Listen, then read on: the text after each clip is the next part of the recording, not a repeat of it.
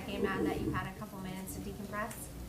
I feel like I need a beer, but I'm right off of a cramping incident, so I'm probably going to pass on that. But yeah, that was a roller coaster.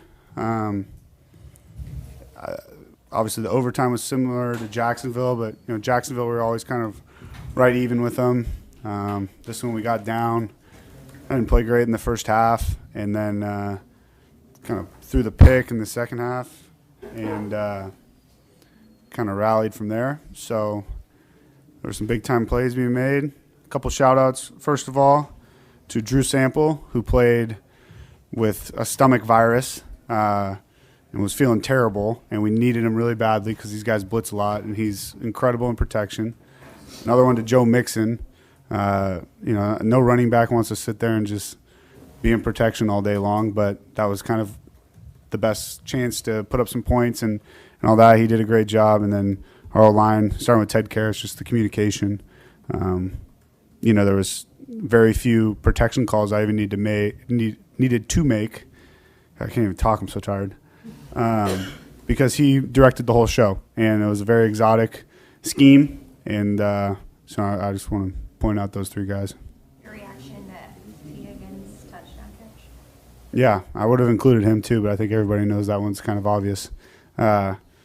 I was hot. They brought a Fonzie pressure, I believe, and just had to drift and give someone a chance with it.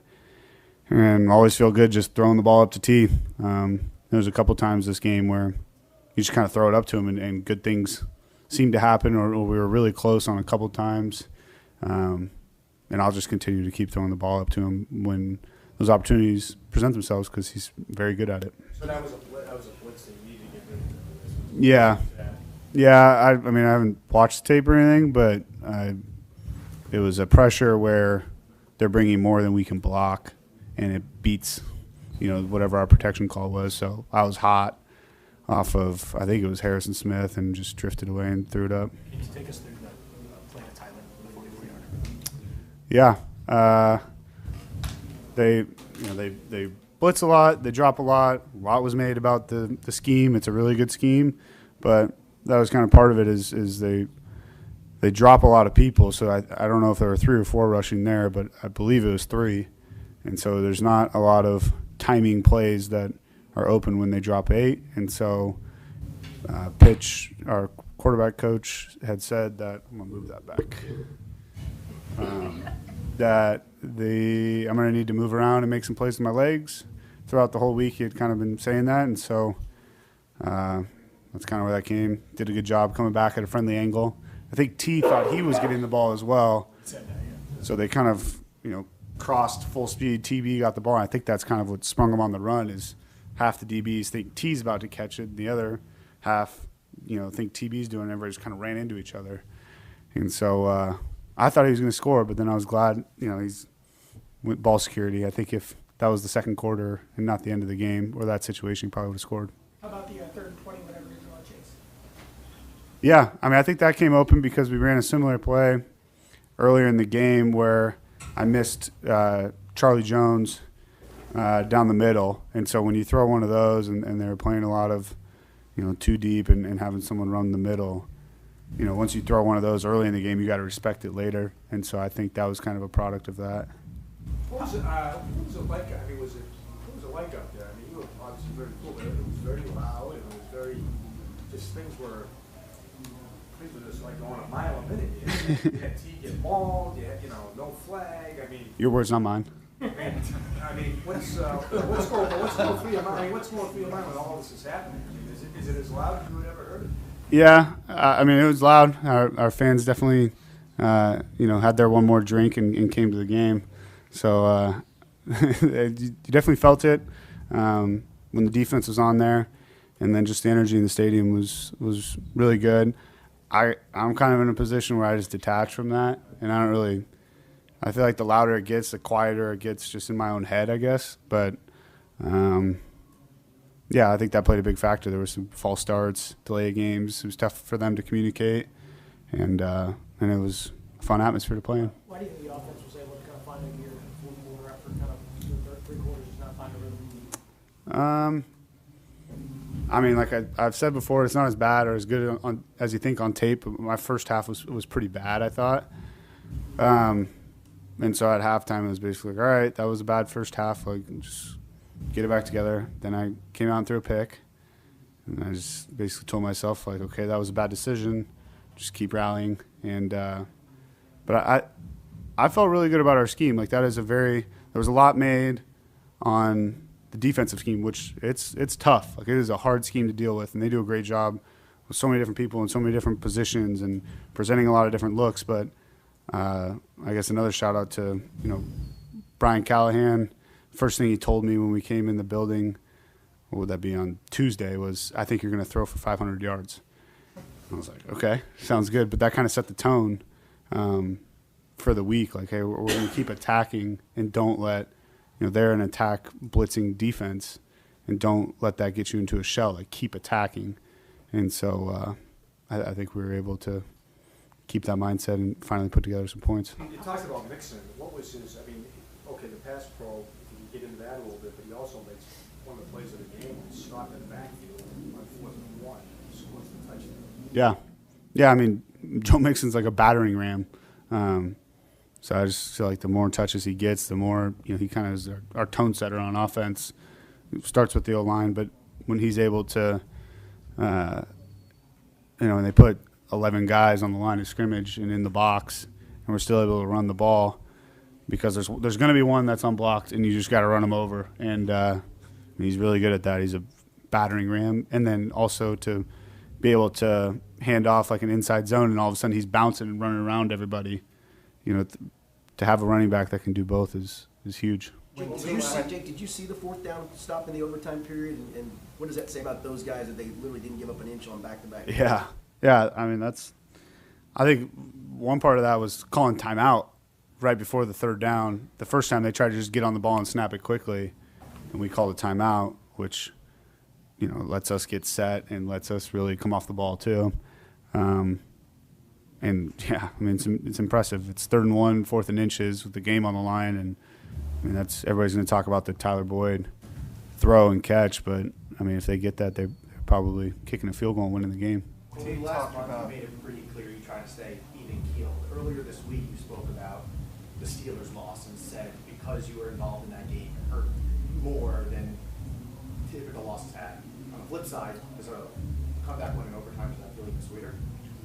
Yeah. I'm not going to sit here and say it's not a good feeling. It's much better than losing. I think the emotional roller coaster is part of the game, and part of that is just me staying, even keel. But there was definitely a little extra part of, just before the game. Like, I remember getting cut there the last time, and just being told, like, hey, we might have a spot for you on practice squad. Like, go to the hotel and wait. And so I sat in the hotel for like a couple hours, not knowing if I had a job or not, and then just basically got a text or a call from my agent that they didn't tell me. Like, I'd been there for 2 years, and I've been cut my fair share of times, and that was probably the shittiest one. And there was a little bit more this week. I know I denied it, and there's some great people over there. It's completely different coaching staff and everything. And I want to emphasize, like, there are some incredible people over there, but that one felt good. I think right after we made the field goal to win the game, I screamed at a camera and said they never should have cut me. Jake, Did you know earlier in the week then, when you said it to us, that you were going to just play it down until afterwards? Yeah, you can't say that the whole week and then go lose. You just wait until you win and then don't look like an idiot.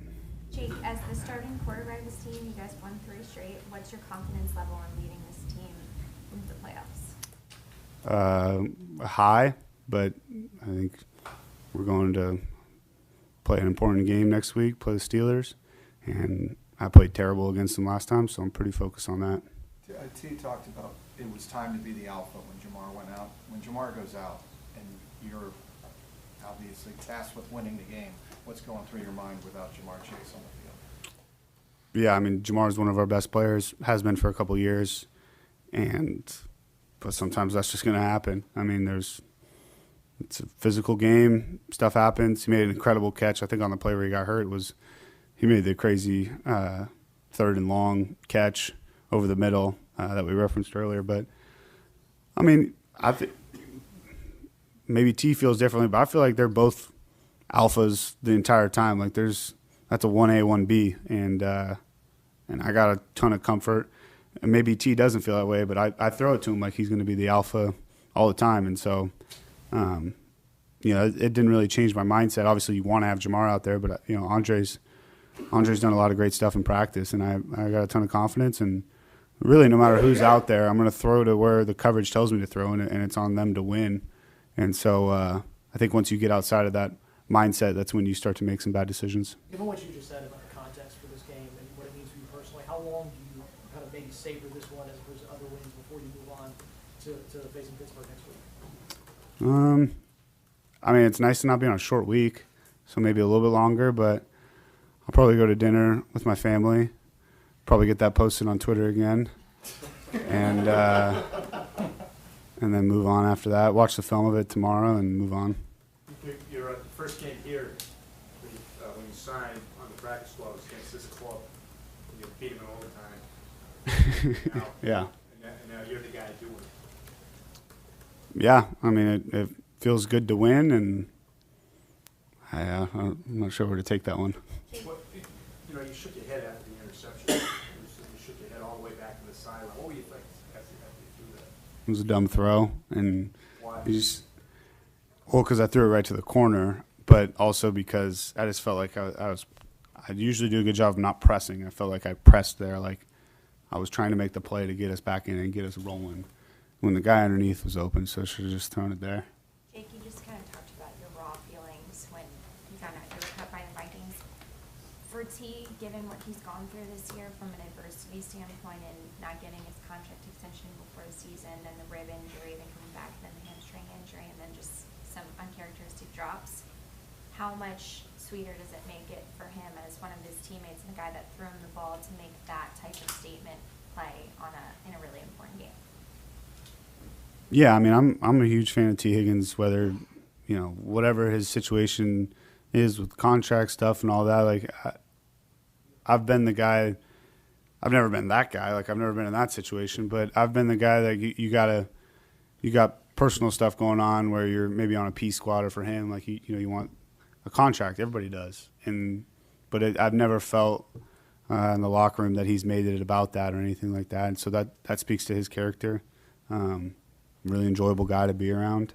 And so I think anytime you have somebody like that, who's obviously it's a fortunate situation where you're right on the cusp of that, but maybe you feel like this close, then it's not happening.